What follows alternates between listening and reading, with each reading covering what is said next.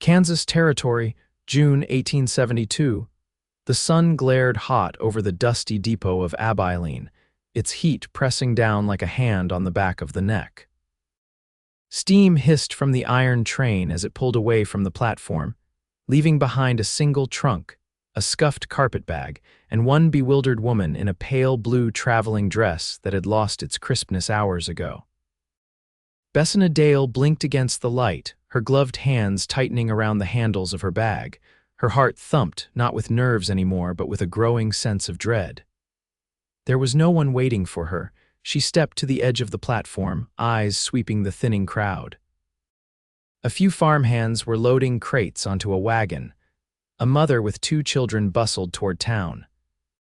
But no man with a yellow carnation on his lapel, no buggy with her name on a placard, and certainly no Albert Cray from Carson's Bluff, the man who had written her polite, lonely letters and promised her a home.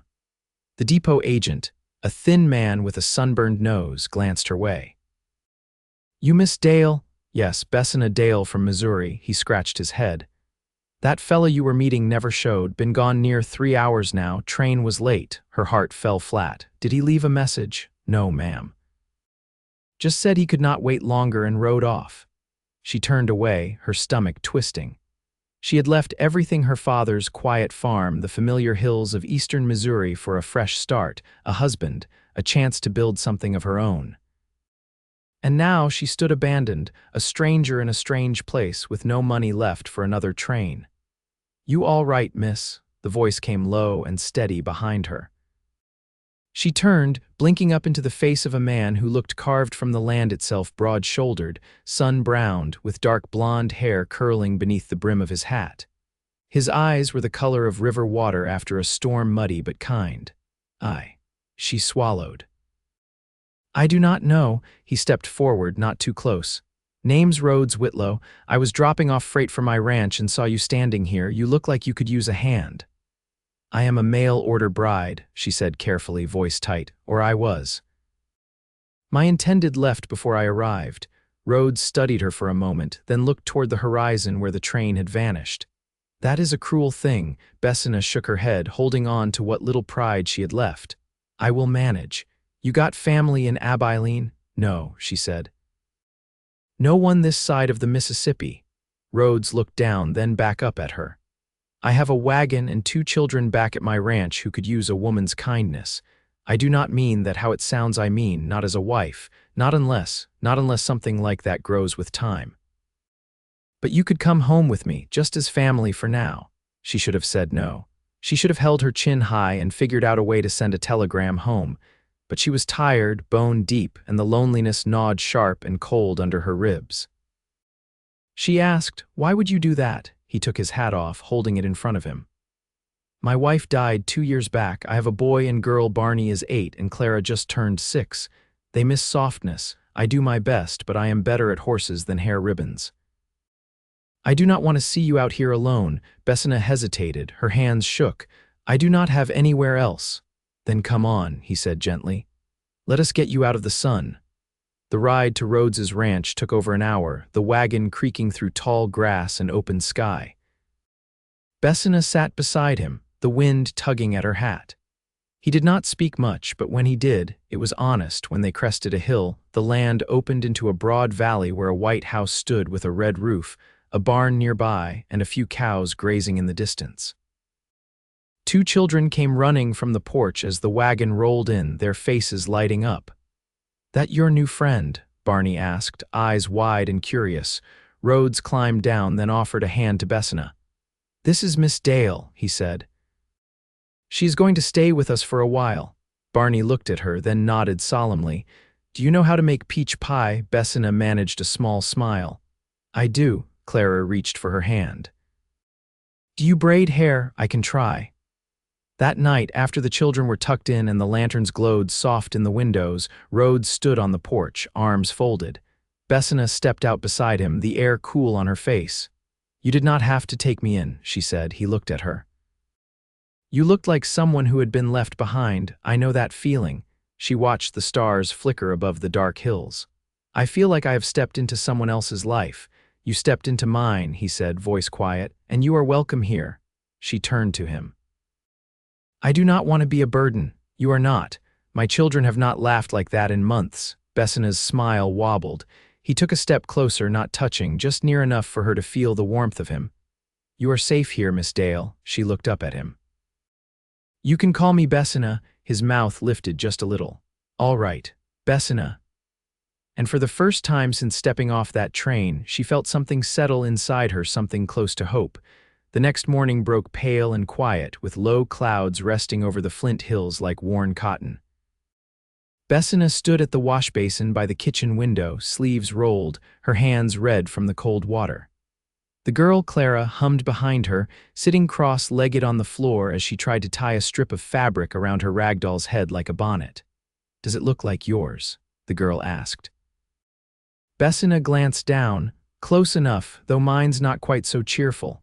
Clara giggled and held the doll up for inspection. She's going to church today. She needs to look fine. Well, Bessina said, drying her hands on her apron, then we best find her a proper ribbon. She reached into the sewing tin and offered a faded strip of green calico. Clara lit up like a lantern. Rhodes stepped in from the back porch, brushing trail dust from his sleeves. His presence filled the space without noise. He glanced at the two of them, then to the stove, where the scent of cornmeal and lard lingered. She made corn griddle cakes, Clara said, turning her doll to face him. Is that so? He asked, meeting Bessina's gaze. Smells better than anything I've managed in years. It's no feat, Bessina said softly, just habit. Barney dragged in next, his shirt misbuttoned, one boot untied. He dropped onto the bench with a grunt. Is school still today? Rhodes poured him a tin cup of water. Unless the world's ended, Barney groaned and leaned his head on the table. Miss Haver says I read like a fence post. Rhodes sat across from him. Fence posts don't read at all. You're already ahead. Bessina turned to Clara. What about you? What does your teacher say? She says I talk too much. Well, Bessina said, kneeling to gather Clara's hair into a braid, that's a nicer problem. As she wove the strands, her fingers moved without thought. The rhythm calmed her. Clara leaned back against her knees, content. Rhodes watched from the corner of his eye, quiet. After breakfast, the children scrambled out with their slates and lunch sacks, Rhodes walking them to the road where the school cart would pass. Bessina stayed in the doorway, arms folded against the breeze. When he returned, he stepped up onto the porch and leaned against the rail beside her. Thank you, he said, not looking at her. For the morning, it felt different, better. She kept her eyes on the horizon. I didn't do much. You did enough. They stood in silence, the kind that settles when nothing needs proving. Then he cleared his throat. There's a neighbor, Mrs. Alcott, lost her husband last spring. She comes by sometimes. I thought maybe you'd like someone to talk to. Someone closer to your own. He trailed off. She didn't rescue him from it. Finally, she said, I think I would. He nodded. She'll be by tomorrow. I'll let her know. The wind stirred the hem of her skirt. She turned to him, her voice quieter now. What happened to your wife? If you don't mind, he hesitated, then looked out toward the far pasture. Fever took her, fast. 1 week she was hanging laundry and the next she couldn't stand. I sent for the doctor from Cottonwood Falls. He came too late. I'm sorry, he nodded once. Barney was 6. He doesn't talk about it. Clara still asks if she's coming back. Bessina stepped closer, not touching, just near. What was her name? Laurie. Bessina waited, but he didn't say more. She offered no comfort, no false kindness, just stood beside him, letting the silence hold. Later that day, she took to the garden behind the barn, where weeds had overtaken the early beans. She pulled them with steady hands, dirt under her nails, sun warming the back of her neck. Rhodes passed by leading a mule and paused. You don't have to do that. I know, she said without looking up. He lingered, then walked on. That evening, after supper, they sat on the porch while the children played in the yard. Clara chased a moth with a twig, and Barney tried to teach the hound to fetch with little success. Rhodes had brought out a small wooden box and began carving something with his penknife. The shavings curled down onto his lap. What are you making? She asked. Haven't decided yet. She leaned forward, elbows on her knees. Did you carve the toys I saw in the children's room? Most of them, he said. Keeps my hands busy. She watched the blade move, slow and sure. My father carved a flute once, said he never learned to play it, but he liked the sound of it sitting on the mantel. He looked up. Was he musical? No, but he liked the idea of it, that was enough. Rhodes smiled faintly, eyes still on the wood. That's a good reason. The wind picked up, rustling the cottonwoods. Clara shrieked with laughter across the yard. Bessina turned her face toward the sound. They're good children. They are. The sky deepened, streaked with lavender. The kind of dusk that softened everything, made the world feel less sharp. She glanced at him again. You're kind, Mr. Whitlow. He paused in his carving. I try to be decent. There's a difference, she nodded, understanding more than she could say. And as the stars began to prick through the darkening sky, Bessina felt something shift, not all the way, not yet, but enough to notice, enough to stay. The next morning brought the low rumble of distant thunder, the kind that stayed just over the hills, grumbling to itself. A thin drizzle threaded down from the sky, slicking the porch boards and soaking the soil to a dark, fertile black. Bessina stood at the hearth, stirring a pot of oats over the low flame, her shawl drawn tight over her shoulders. The warmth of the stove crept up her spine, a comfort against the damp that settled in her bones.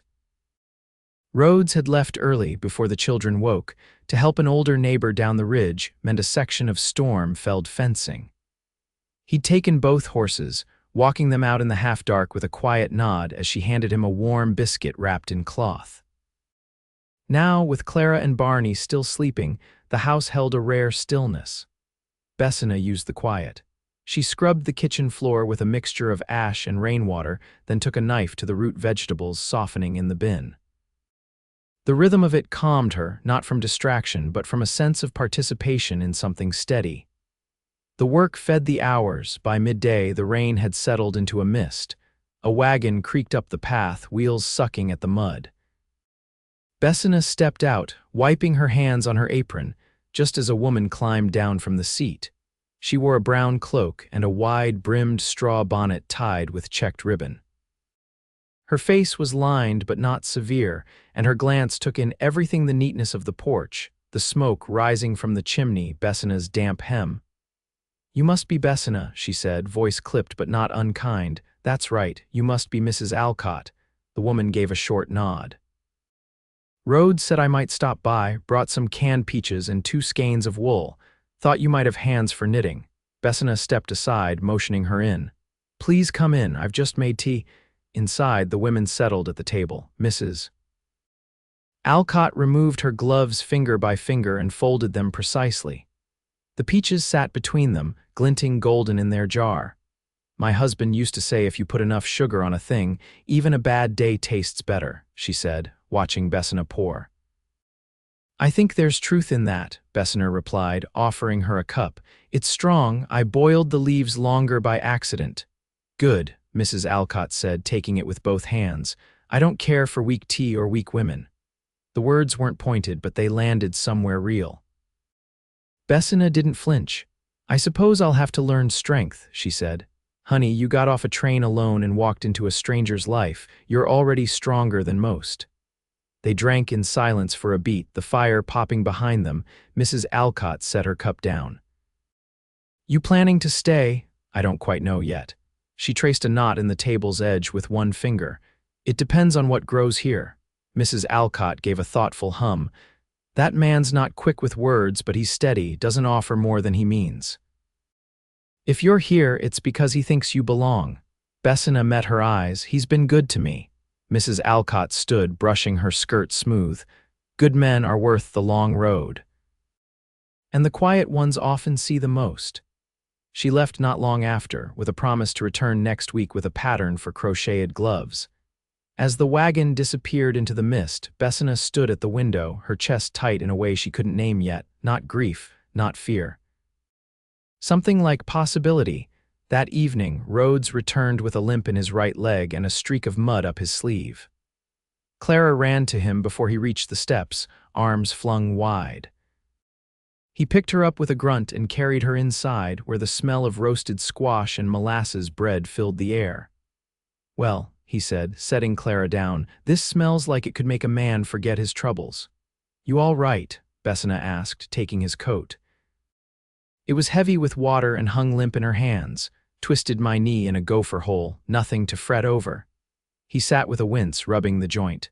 Fence is up, though. Barney slid a plate across the table. You want one with the dark edge, that's the best bit. Rhodes took it with a grin. You have good taste. After supper, when the children had gone to their room and the oil lamp on the mantel glowed low, Rhodes stayed behind in the kitchen, sipping the last of the coffee. Bessina dried plates at the washstand, her sleeves rolled to the elbow, revealing a faint scar across her forearm. Rhodes noticed it but didn't ask. Instead, he said, Mrs. Alcott stopped by. She did, left peaches and something to think on. He nodded slowly. She's blunt, but her intentions are clean. She asked if I planned to stay. He didn't look up. What you tell her? That I didn't know, that it depends. He set the cup down gently. On what kind of life is growing here? Rhodes met her gaze. There was no pressing in his expression, no hope worn on his sleeve, just a man asking and waiting to hear. I don't want to be a guest forever, Rhodes, and I don't want to be pitied. I don't pity you, he said, voice steady. I see a woman who stepped into the unknown and found her footing. She folded the towel in her hands, setting it aside. Then maybe I'll stay a while longer, see what else I find. He gave a small nod and leaned back in his chair, the wood creaking beneath him. Outside, the rain began again, soft and steady on the roof. And though neither said anything more, something passed between them, quiet as breath, sure as the earth underfoot.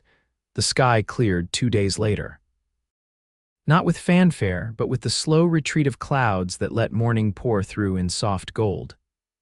Bessina stepped outside before the others rose, shawl drawn tight, and watched the sun lift over the distant ridge. The barn doors hung open where Rhodes had left them after mucking stalls at dawn, and a pair of doves cooed from the rafters. She crossed the yard to the small shed tucked behind the smokehouse. Inside, she found a dozen chipped jars and a stack of rough-hewn shelves. She ran her hand along the boards, gathering dust on her fingertips. It could be a root cellar if she cleared it proper. Maybe a place for preserves by fall. Behind her, footsteps slowed in the grass. That shed hasn't seen use since before Clara could walk. She turned.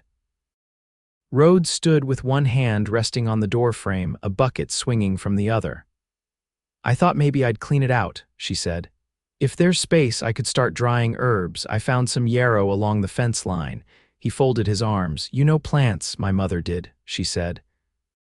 She taught me what helped and what didn't. I used to keep horehound and comfrey in a crock shelf at home. He nodded once. You want shelves built proper? If you have the lumber, I'll find it. She studied him a moment, the way his shirt stuck damp to his collar and the curve of his fingers around the bucket handle. You always this agreeable, he let out a quiet breath. Not always. But when something's worth keeping, I try not to let it go to waste. She didn't answer, only stepped past him, the air between them warmer than the sun. Later that day, Clara came to her with a scrap of muslin and a question. Can you help me stitch a dress for my doll? I tried, but the sleeves won't stay on. Bessina guided her to the table and threaded a needle with blue cotton from her bundle. Clara watched her work, chin propped in her hands. Will you stay till Christmas? She asked. You could help me sew a dress for me too. I might, Bessina said, eyes on the hem, if there's work still to be done. There's always work here, Clara said wisely. That evening, Rhodes returned from town with a small sack of nails and a plank of sanded pine balanced over his shoulder. For your shelves, he said, setting it down beside the steps. She brushed her hands on her skirt. I didn't expect it so soon. You said you wanted it, figured waiting wouldn't make it easier. As she reached for the plank, their hands brushed. Neither moved away. Inside, supper was quiet. Barney read aloud from a primer while Clara braided a length of twine for her doll's belt. Rhodes sat back with a pipe unlit between his teeth. After the children were tucked away, he lingered near the hearth while Bessina wiped the last of the crumbs from the table. Did you ever think of going back? He asked after a while. She glanced at him. To Missouri, he nodded. She folded the cloth slowly. Sometimes, but it wouldn't be the same. My father passed last year. The farm's let out to another family now. I'd be a stranger there too. He studied the fire's edge. I wonder about that sometimes, if the land can forget you the way a person can. She sat across from him, resting her hands in her lap. Even if it remembers, it doesn't wait. He was quiet for a moment. I didn't expect you to fit here. But you do. I didn't expect to want to, she said. He looked at her then, not just watching but seeing. I don't want you to feel like you owe me anything. I don't, she said. I feel like I've been given room to become something again. That's not the same as owing. He reached forward, slow, and rested his hand atop hers. It was calloused and warm, not tentative. This doesn't have to be just kindness. Her fingers curled beneath his. I know. The firelight flickered along the wall, steady as breath. They didn't move beyond that touch, didn't press into the moment too fast. But something settled in the quiet between them, real, rooted, and beginning to bloom. The first frost came early that year, crisping the edges of the prairie grass and leaving the porch steps slick with silver. Bessina wrapped Clara's scarf twice around the girl's neck before sending her out with Barney to meet the school cart. She watched from the doorway as the children disappeared down the trail, their laughter drifting back like birdsong caught in the wind. Behind her, Rhodes was oiling the hinges of the back door, crouched low with his sleeves rolled. The scent of linseed and cold wood filled the kitchen. He looked up when she returned inside. You always see them off. They've come to expect it, she said, setting a kettle on the stove. And I don't mind. He wiped his hands on a rag and stood. I've been thinking about the north field. She raised an eyebrow. The one with the thistle? I could clear it before snow settles in. There's enough time with help. She poured water into the basin, the steam rising between them. Then I'll help. He leaned a hip against the counter. Would you truly take to digging roots and dragging brush? She turned to face him. You said if something's worth keeping, you don't let it go to waste. I've no plans to sit idle while you work for all of us. He watched her a long moment, then nodded once. We'll start after breakfast. They worked through the morning with gloves and spades, pulling stubborn roots from the frozen ground. Bessina's palms blistered before noon, but she didn't mention it. Rhodes moved beside her, steady as ever, but slower now with the brace of his knee. She noticed how he favored the left side climbing the slope and how he winced lifting the heavier branches. By midday, she stepped in front of him and took the next load herself. You don't have to prove anything, he said quietly. She didn't look back. Neither do you. Later, while he fixed a broken gate latch, she soaked her hands in a basin of vinegar and warm water, wincing at the sting. The skin had split in two places, red and angry. When he came in, she started to pull the towel over them, but he caught her wrist gently. Let me see. She hesitated, then let him unwrap her fingers. He took a small tin from the shelf when she hadn't noticed before and dipped 2 fingers into the salve. It smelled faintly of pine and rendered lard. My mother made this, he said. She kept it for saddle sores and cracked skin. He worked it into her palms with careful pressure, his head bent. She watched his hands, not the strength of them, but the care. When he finished, he wrapped her fingers in clean linen and tied the knot snug. You didn't have to do that, she said, voice low. I wanted to. She looked at him, really looked at the lines near his eyes, the way his collar curled where it had been washed too many times, the faint threadbare patch at the elbow of his shirt. You're not the same man who met me at the depot, she said. He met her gaze. You're not the same woman who stepped off that train. She reached across the table and took his hand, bare and warm, and held it in hers. I want to stay, not just for the children, not just for the work. His hand closed around hers. Then stay for me, she nodded, tears gathering but not falling. I will. That night they sat on the porch wrapped in a shared blanket, the stars burning low and clear above the hills. Clara and Barney had gone to bed full from supper, worn out from a day of school and chasing the hound through the yard. The wind had quieted, and the only sound was the soft creak of the rocking chair beneath them. Rhodes tilted his head toward her. I'd like to build a room off the kitchen. Bigger pantry, maybe a place for your herbs. She leaned against his shoulder. I'd like that. And a fence around the garden, keep the rabbits out. I'll help with the posts. He was quiet a moment. Then, Bessina, if I asked you to marry me, would you say yes? She turned her face up to his. I would, without hesitation. He kissed her then, slow, sure, and without rush. It wasn't a question. It was an answer. They married before the ground froze solid in a plain ceremony beneath the cottonwoods behind the house. Mrs. Alcott brought a white cake dusted with sugar and a sprig of rosemary tucked into the ribbon. The schoolteacher played a fiddle tune while Clara threw wildflower petals and Barney stood tall in his best shirt, jaw set with pride. Rhodes wore his father's wool coat and Bessina's dress was pieced from two others, stitched together with quiet care. They exchanged no vows beyond what their eyes already held. Winter came soft that year, snow layering the hills without fury. Inside the house, warmth lived in every corner in the smell of cinnamon drying on strings, the laughter that rose from the parlor, the soft hush of shared footsteps in the evening hall. Spring brought calves in the pasture and new growth in the north field. Bessina's shelves filled with jars dandelion syrup, dried mint, stewed apples. Clara learned to stitch a straight seam. Barney carved his first toy horse under Rhodes's guidance, and Rhodes, steady and true, never once let go of her hand when she reached for it. They did not speak often of the lives they had before her days in Missouri, his years with Laurie, but neither hid from them. They became part of the soil beneath what they built together. Something sorrowful, yes, but also strong. Something that held. In time, the house grew not wider but deeper. A second cradle was built, then filled. The porch railings wore smooth from years of use, and laughter echoed across the valley with each season's turn. Love did not come all at once. It came like the thaw after a long frost, slow, then sure, then everywhere.